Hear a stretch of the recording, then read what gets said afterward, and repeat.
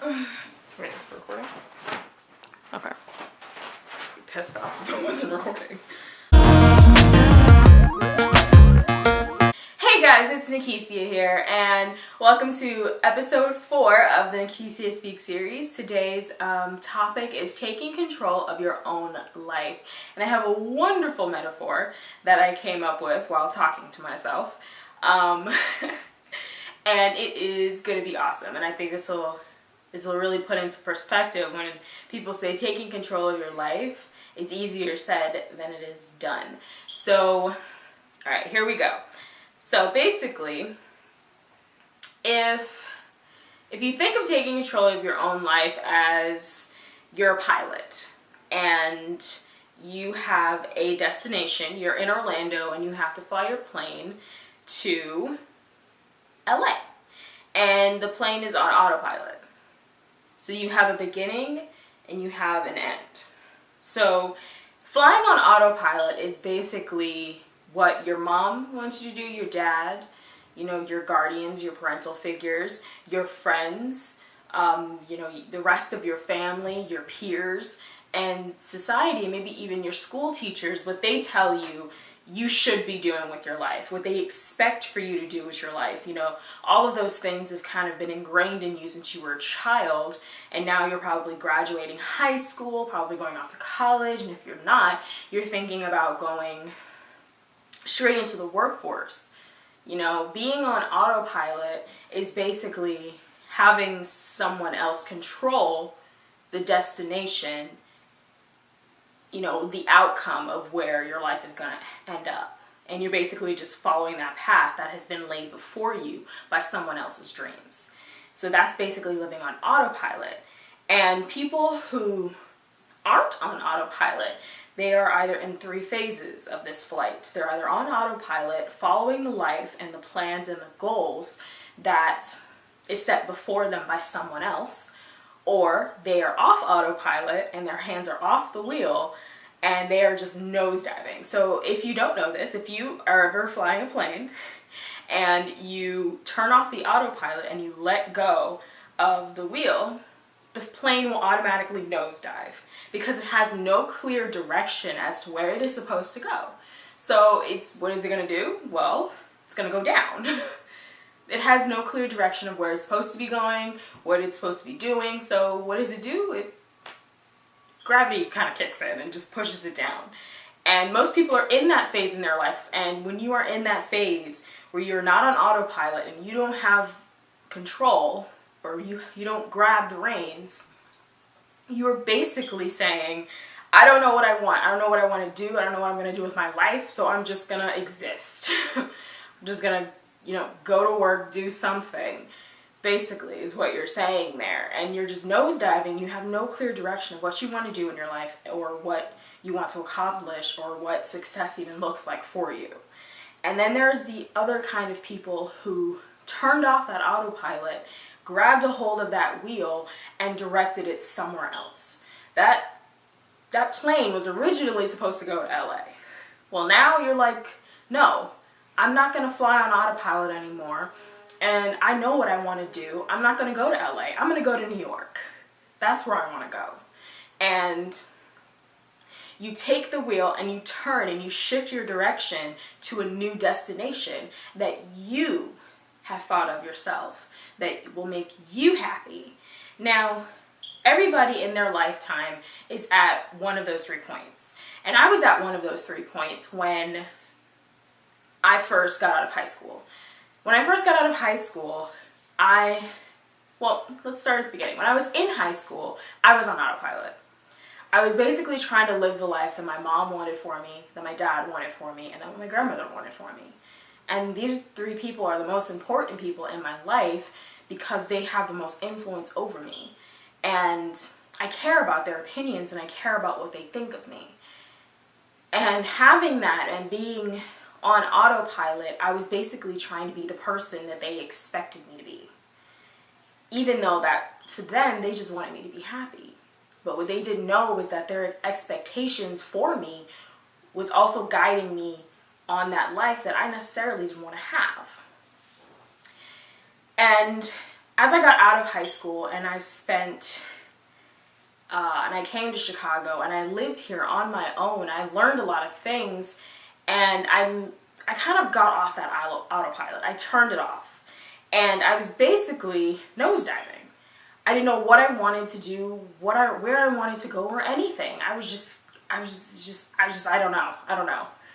Whenever somebody asked me, when I was staying with my biological dad's family, they always asked me, they kept asking me, what's my plan? What are you going to do? Are you going to go to school? Like, constantly these questions just bombarding me and hitting me over and over again.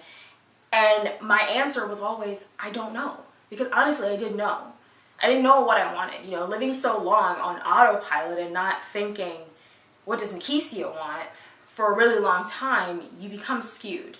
You don't know what it is exactly that you want when you have other people telling you and having their expectations of you and what they think of you piled on top of you, where you can't see clearly through the fog and through that mess what you want.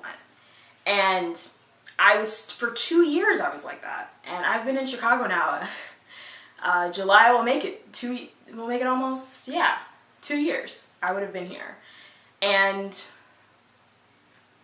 it hasn't been until recently, and when I say recently, I'm talking about like 2 weeks ago, that I have finally grabbed a hold of the wheel and I pulled up and I went in a different direction.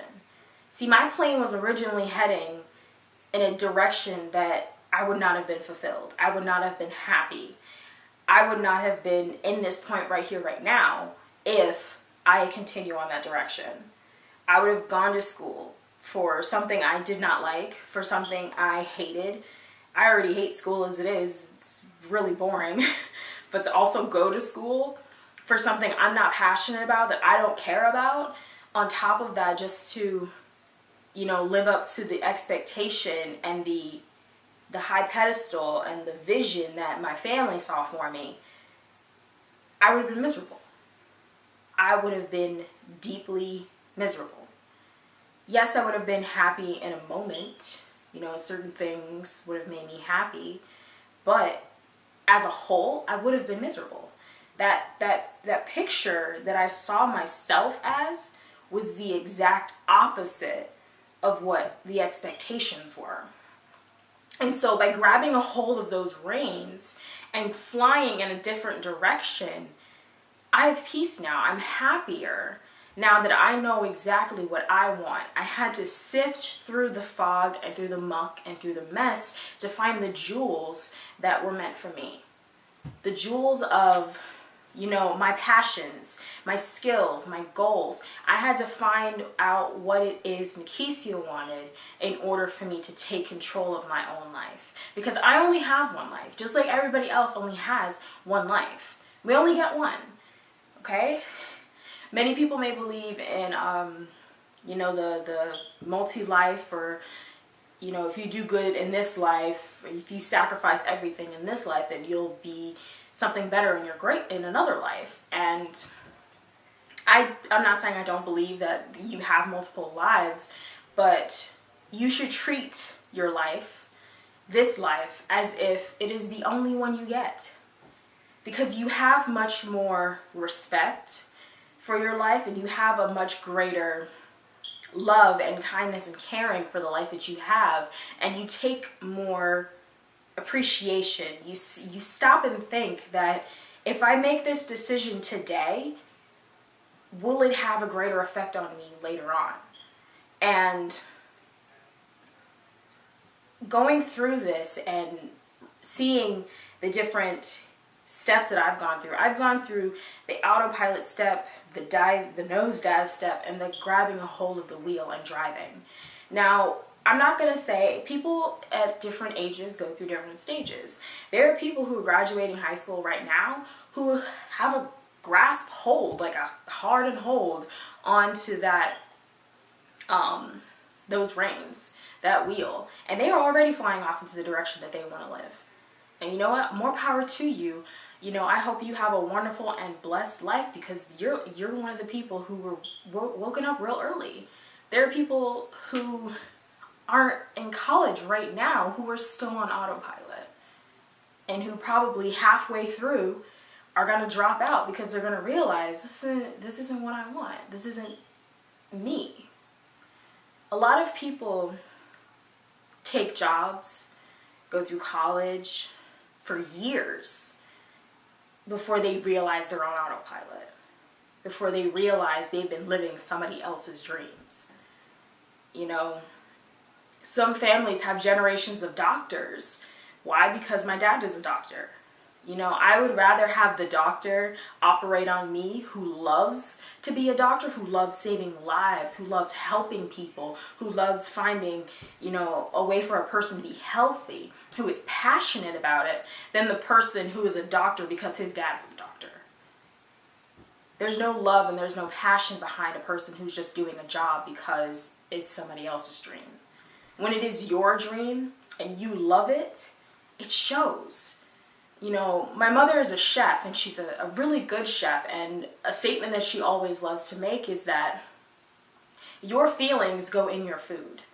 When you are happy and joyful, there is a lot of love in your food. And when you are angry and hateful, and you're just like, oh, I hate this job, I hate doing this, I hate cooking for these people, it is in the, you can taste it.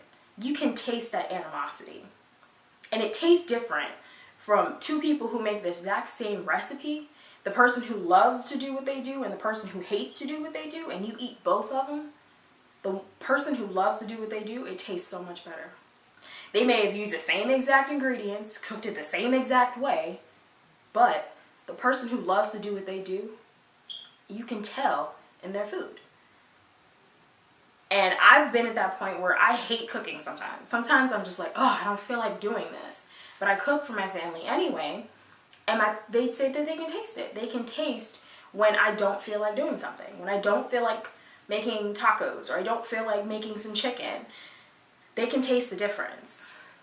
The same thing goes with anything else in your life. If you are at a job that you're doing and you have no real passion for it, no real love for it, it will show in your work. You're not going to care as much. You're not going to cross your T's and dot your I's as well as you would if you loved doing it.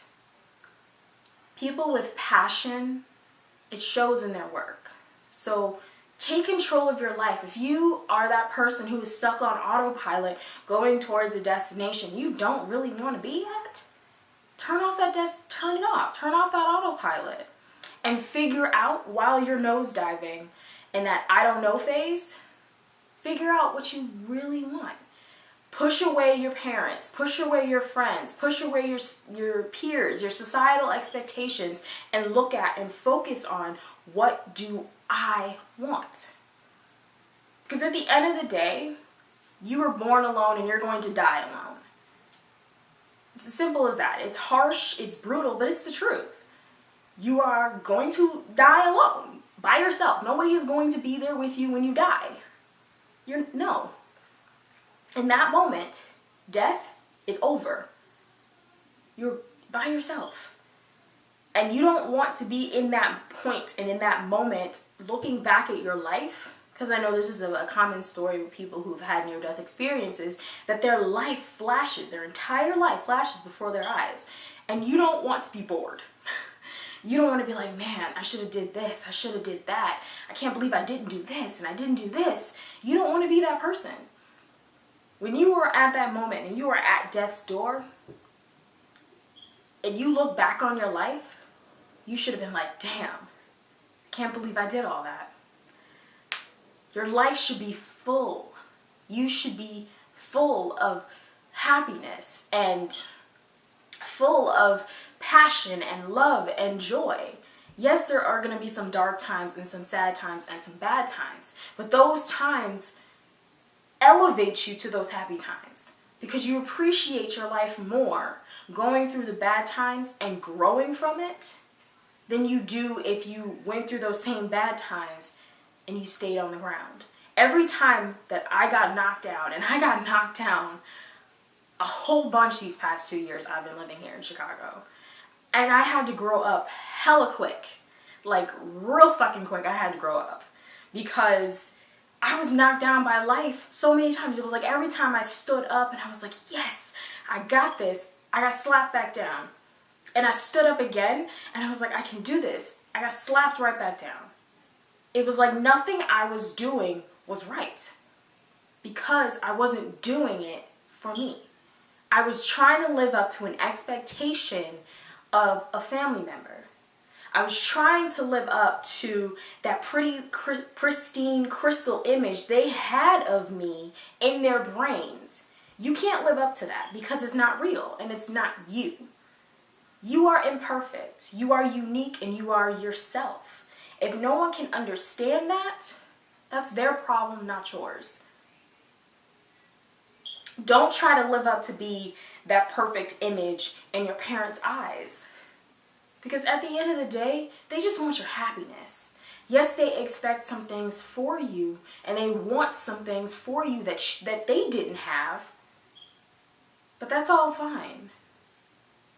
But if it's not what you deeply, honestly want, it's okay. It's okay. Because at the end of the day, it's not just your parents' life. It's not. It's not your mom's life, it's not your dad's life, it's not your grandmother's life, it's not your aunts, your uncles, your cousins, your best friend you've known since the 7th grade. It's not their life. It's yours. And I hope you guys enjoyed that last video, and I got some great news for you. I have just opened up a really awesome merchandise shop where I do all the designs completely and totally myself. I hope you guys can check it out. Check the link below and,